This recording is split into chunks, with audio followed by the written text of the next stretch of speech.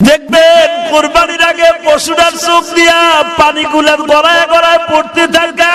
ও কি বলে জানেন? ইমাম থানভী আজকে তাফসীরে আমি দেখলাম, ইমাম থানভী বলে গড়ায় গড়ায় পানি ছেড়ে দিয়া বলে, মালিক আমার মতো সৌভাগ্যবান আর কে আছে?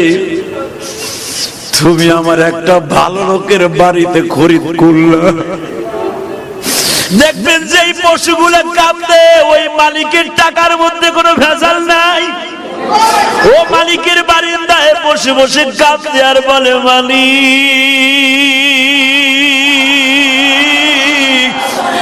আমার ভাষা দুনিয়ার কেউ বুঝে না, তুমি বুঝাও।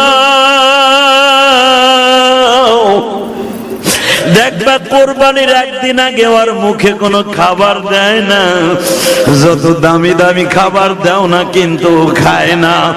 খোল ভুসি দাও খায় না, তাজা ঘাস দাও খায় না। এই জন্য বিশ্ব নবী বলে কোরবানির আগের থেকে তোমরা খাবার দিবা না, কারণ ওর দপ্তরে আল্লাহর সাথে একটা দোস্তি হয়ে যায়।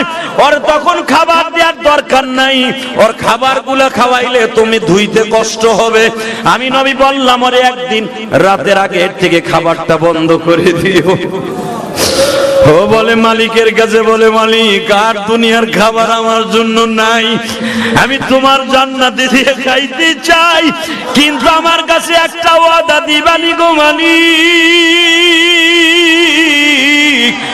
আমারে যেই টাকা দিয়ে তোমার এই পাগল কিনেছে